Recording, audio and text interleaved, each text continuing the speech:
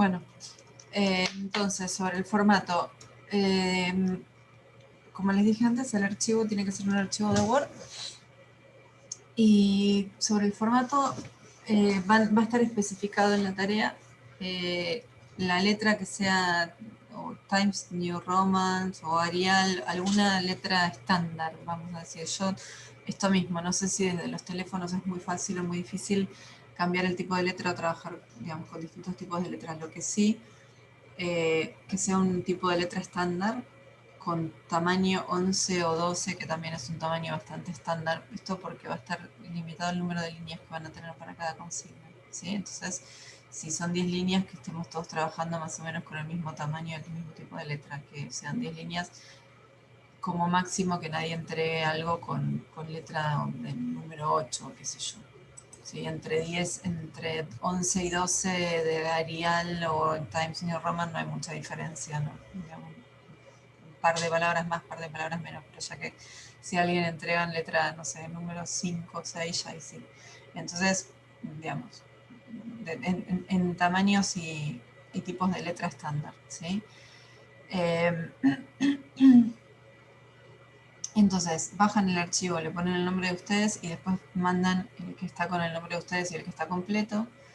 El tipo de letra, lo que dije recién, en archivo de Word, de hecho va a estar restringido para que no se pueda mandar PDFs, porque yo a cada uno le hago devoluciones individuales. Y en el PDF, no sé, yo nunca puedo hacer, no sé si no los puedo intervenir a los textos, sí, en el Word sí. Van a tener 2 horas, entonces calculen que en el tiempo de hacerlas, o sea, además de organizarse el tiempo para responder, tienen que pensar que tienen que dejarse unos minutos para revisar eh, lo que escribieron y para mandarlo, piensen que lo van a tener que mandar por el campus y también por mail, a un mail que les voy a especificar yo, a las dos cuentas, ¿sí? Y van a tener el mismo límite de tiempo. O sea, el límite de tiempo son 2 horas, como mucho hasta las 11:05.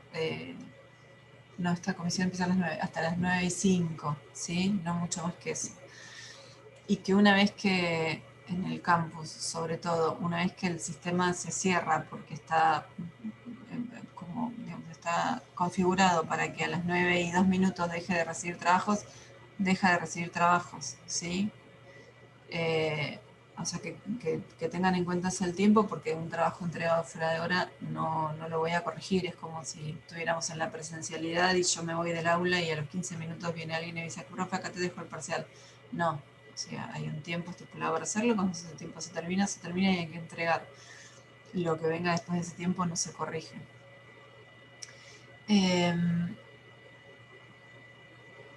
Y bueno, y después lo que les dije al principio, y se los vuelvo a repetir hoy, fíjense, yo, o sea, a ver, eh, dos cosas. Por un lado, no hay manera de que controlemos qué cosas leen y sobre todo de dónde sacan información ustedes para responder.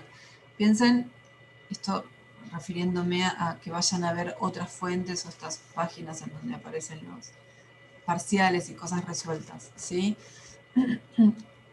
Qué sé yo, a ver, yo por un lado considero que cuando uno está estudiando, en realidad está bueno consultar distintas fuentes y de hecho parte del trabajo del estudiante es recurrir, ir, ver fuentes, pero esas fuentes tienen que estar chequeadas, ¿sí? Entonces, una cosa es venir, no sé, una semana antes del parcial o a la clase de hoy, por ejemplo, y decir, profe, mire, encontré esta respuesta, alguien que contestó cosas sobre Saussure y dice que la lengua es esto y esto, ¿está bien? Y lo podemos charlar, ¿sí? Para ver si está bien o no. Y otra cosa es mandarse a copiar exámenes que no están chequeados por nadie.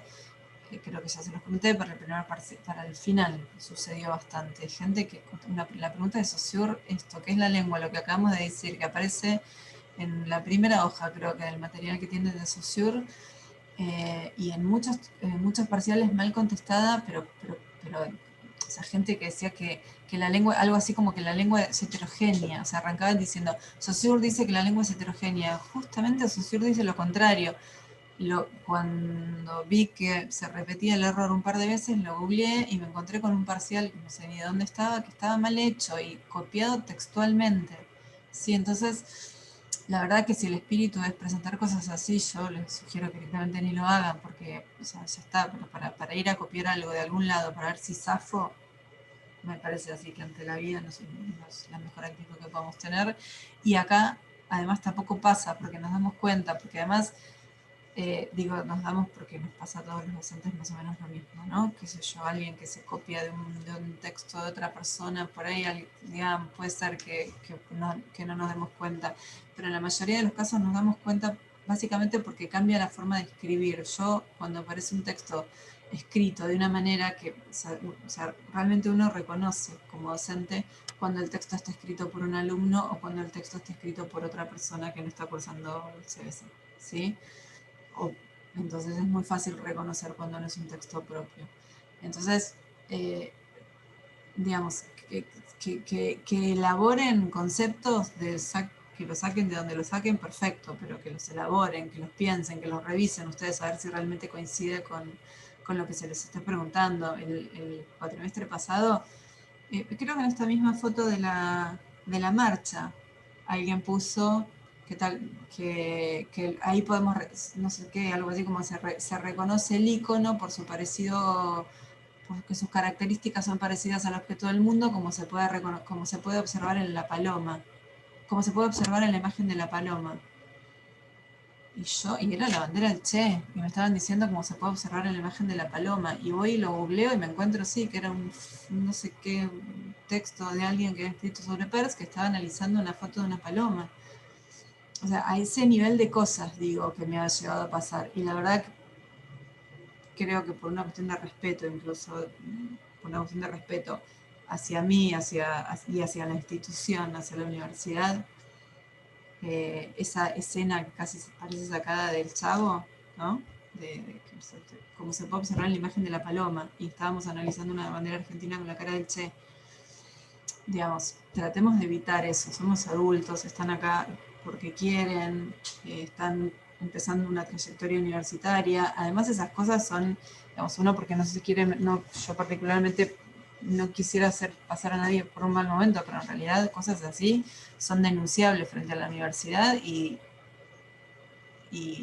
hasta pueden quedar, se los pueden suspender o los pueden, no es suspender la palabra, bueno, les pueden complicar, se les pueden echar de la universidad por copiarse. Entonces, creo que nadie, no, digamos, no creo que haya un profesor que vaya a tomar una medida así, en realidad tendríamos todo el derecho del mundo a hacerlo, ¿no? Pero bueno, y menos en estas circunstancias en donde está todo tan complicado.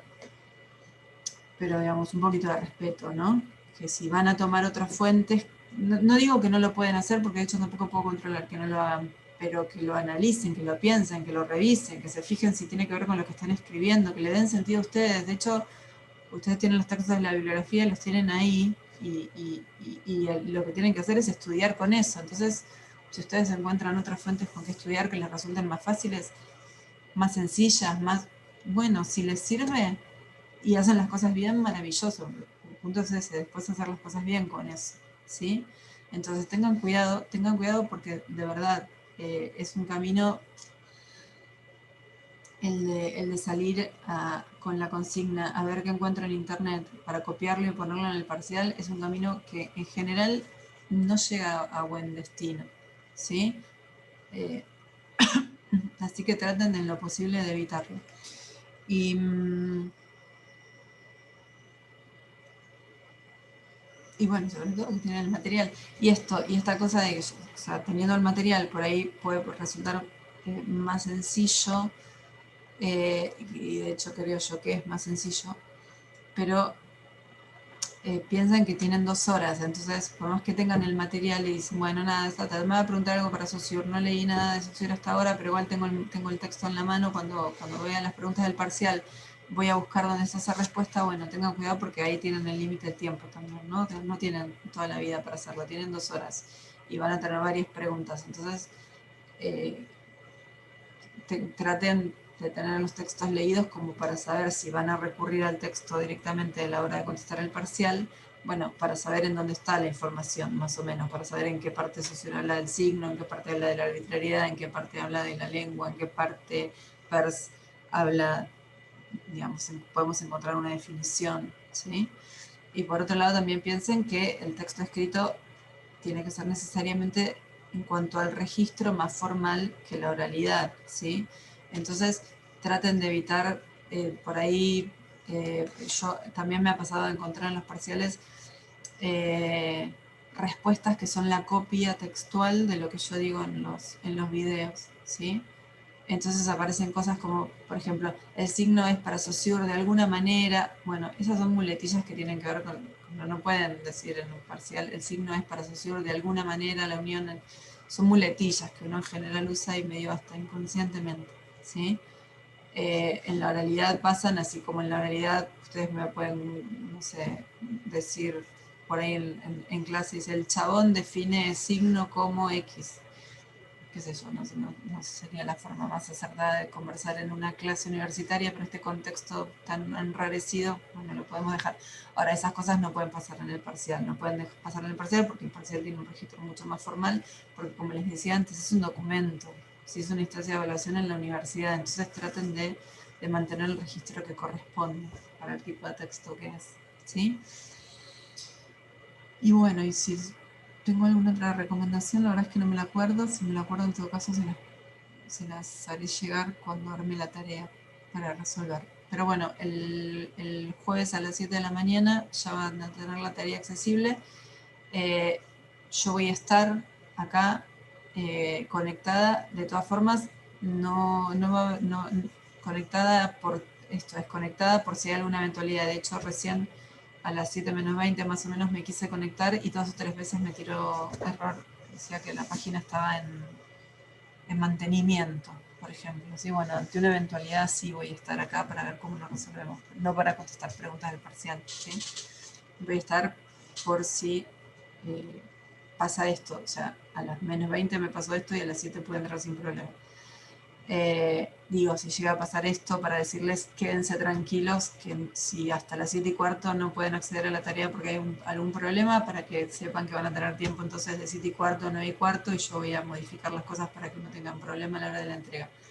Para ese tipo de eventualidades voy a estar acá, no para que me hagan preguntas sobre el parcial, sobre el contenido, porque no va a ser el momento, entonces es ahora para eso. Bien, no sé si alguien me quiere preguntar algo sobre esto.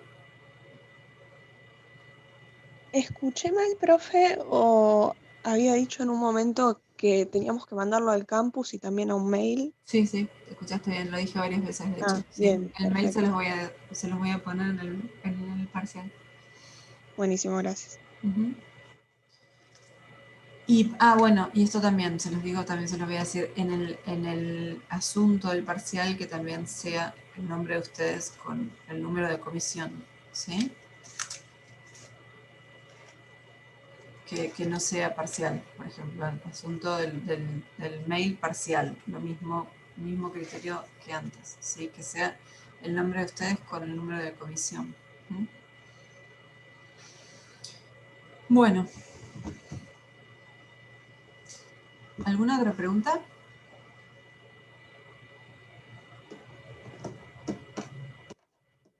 Me pareció escuchar en un momento que dijiste que teníamos que mandarlo a 2 mails distintos. Escuché mal, ¿no? No, dos mails distintos, no, mails y al campus y al mail. Y obviamente por un tema de tiempo lo tenés que mandar primero al campus y después al mail. Y yo aconsejo eso, sí, si están A las llegando 9 se medio, cierra, ¿no? La sesión en el campus. sí, si están llegando medio justos, sí, yo sugiero que lo manden primero al campus. Sí, Gracias. sí, 9 y 5, ponele. Sobre todo porque si están todos entregando a la misma hora, pero van a ser poquitos, así que no creo que haya problemas con el sistema. Bueno, entonces, mi idea era seguir con Bologinov, pero la verdad es que no nos queda mucho rato de clase y por ahí en el intento por avanzar y apurarme a veces no está bueno. Sí, entonces comentarles que después, bueno, el jueves vamos a tener entonces el parcial. El lunes continuamos con las clases normalmente y bueno, y lo que vamos a trabajar, normalmente, digamos, todo está siendo más o menos normalmente, ¿no? Pero en esta nueva normalidad. Vamos a trabajar vamos a seguir trabajando con el texto de Voloshinov, ya está subido el material, ya está ahí, es el módulo. ¿Dónde está? Por acá. Bueno, esperen que voy a compartir pantalla. Así ya no hay dos sobre esto, señalen 300 montañitas, no sé. Sería...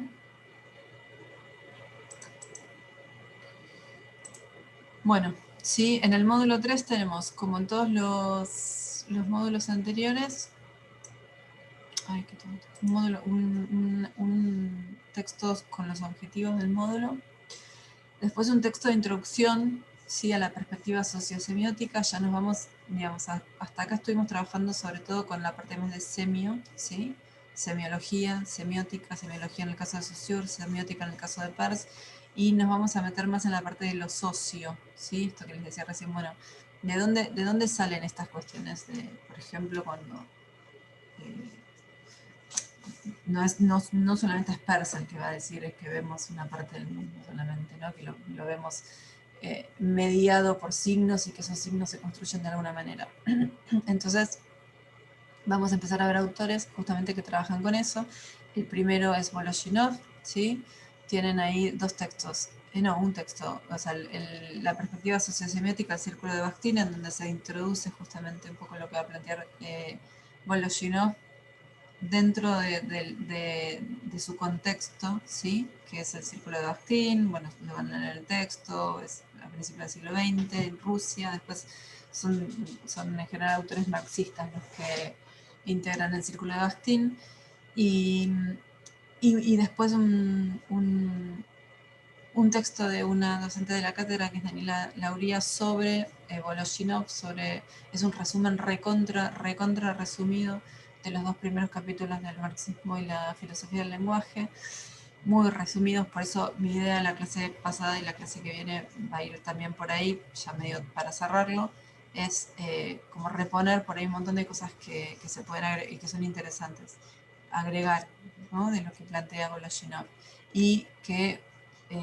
pasa por, bueno, como dice el título del PDF, el signo como algo ideológico. Entonces vamos a ver ahí que realmente Peirce va a tomar todo aquello que Saussure dejó de lado. Bueno, va a decir, no, bueno, acá en realidad lo interesante está acá, todo lo que no estudió. Lo interesante de estudiar es todo lo que Saussure no estudió. Va a refutar prácticamente todo lo que vimos de Saussure. Él va a decir, no, bueno, esto no es así por este motivo, esto no es así, ya un poco lo empezamos a trabajar la clase pasada.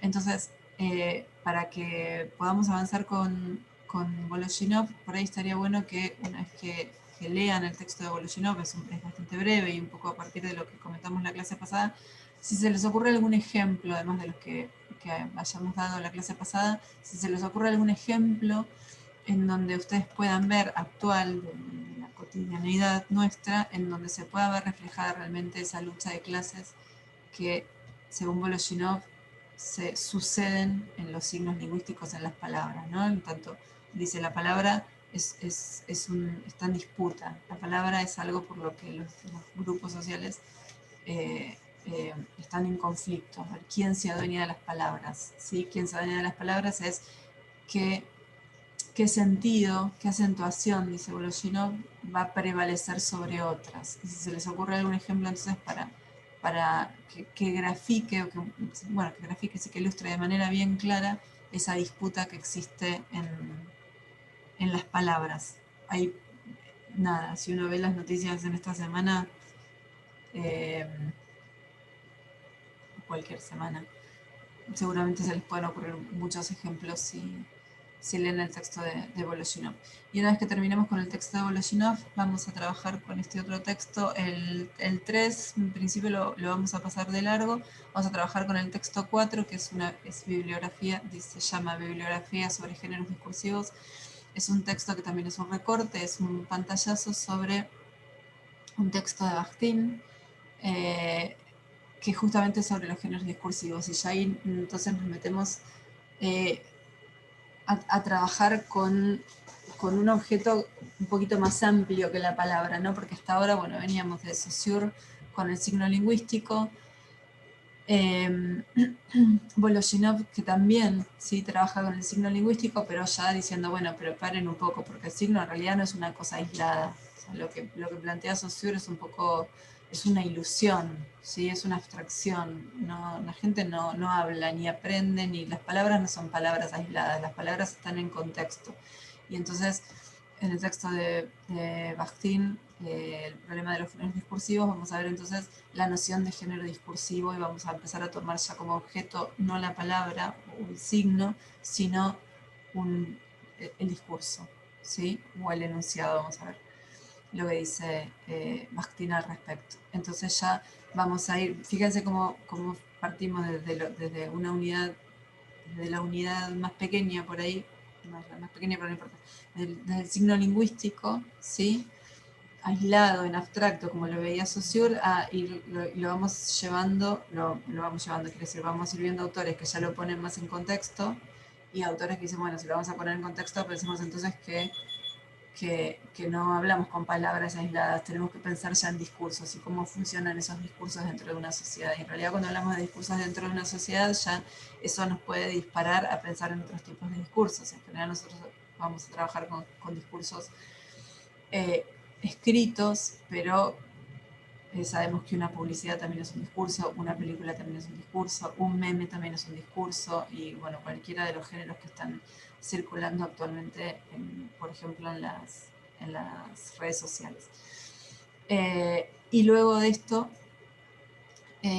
vamos a pasar al último punto de la materia, que sería enunciación, es trabajar con análisis del discurso desde la enunciación, desde la teoría de la enunciación, que es el material que debería estar en el módulo 4, a ver si ya lo subieron.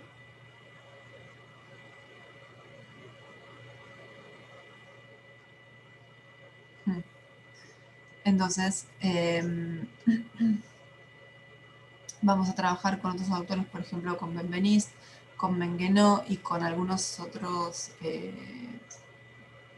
apuntes de la cátedra directamente, algunos apuntes que he hecho a la cátedra, para trabajar entonces desde la perspectiva de la lingüística de la enunciación, ¿sí? Y vamos a analizar discursos. Bueno, cómo se construye el sujeto que productor de ese discurso, cómo construye ese sujeto que produce ese discurso a su enunciatario, es decir, a quien le está dirigiendo el discurso, y cómo, me salgo ya de la pantalla compartida, ¿sí?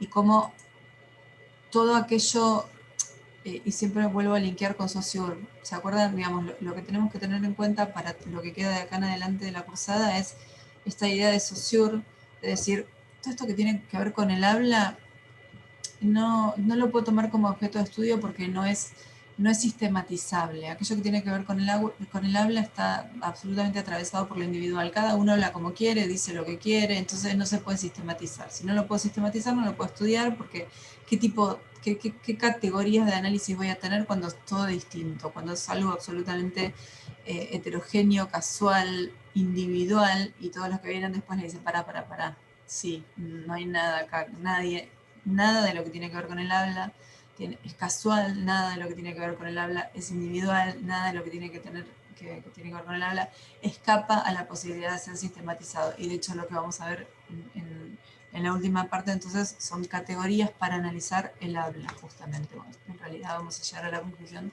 de que cada vez que tomamos la palabra para decir algo, estamos haciéndolo de la manera que se espera que se haga y en la única forma que podemos en realidad, que es en el formato que nuestra lengua nos habilita, nos permite, nuestra lengua entendido desde una perspectiva más allá desde la visión de Voloshinov, ¿no? De nuestra lengua, nuestra sociedad, nuestro entorno, nuestra cultura, nos permite, ¿sí?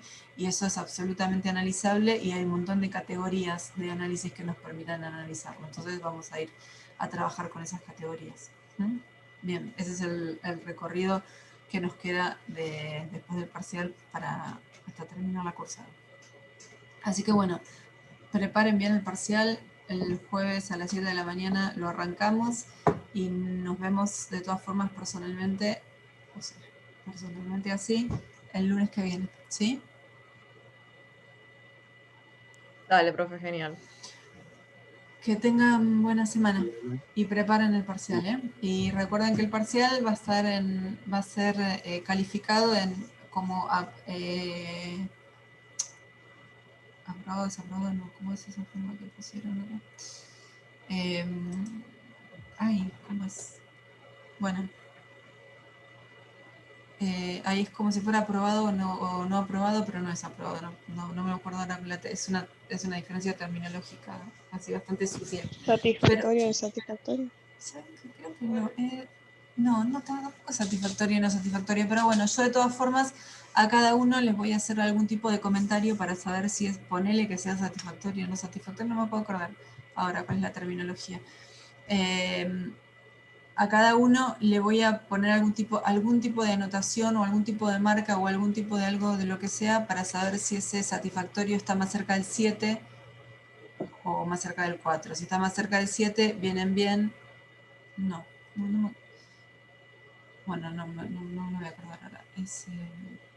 Bueno, se los voy a poner en el... Me aparece cuando arme la tarea, me aparece entre las opciones. Y ahí lo van a ver. Esto que les estaba diciendo, ¿sí? Si una evaluación, aunque esté en esos términos de aprobado o desaprobado, no es lo mismo aprobar con 9 que aprobar con 4. Aprobar con 4 puede ser que, digamos, que para el segundo parcial tengan que poner más las pilas. Y aprobar con 9, bueno, significa que no hay que bajar la guardia, sí que hay que seguir en esa línea. Entonces, para que ustedes sepan más o menos, de todas formas, digamos, en la devolución, evidentemente el que aprueba con 9 va a tener menos comentarios míos que el que aprueba con 4. Pero por las dudas, sí, porque todo después termina siendo un poco subjetivo a la hora de recibir la devolución, algún tipo de anotación o marcación les voy a hacer para que sepan ustedes si están aprobando con un 9 o si están aprobando, digo, por poner extremos, ¿no? Si están aprobando con un 4, para que sepan cómo van a tener que preparar el segundo parcial y para que sepan también en qué condiciones llegan al final, ¿sí? Bien, ahora sí, creo que nada más. Nos vemos, bueno, un poquito, no nos vemos el jueves vamos a estar en comunicación porque yo voy a estar acá por las dudas, pero nos vemos sí el lunes que viene, ¿sí? Dale, profe, nos vemos, buena semana. Igualmente, chau, chau.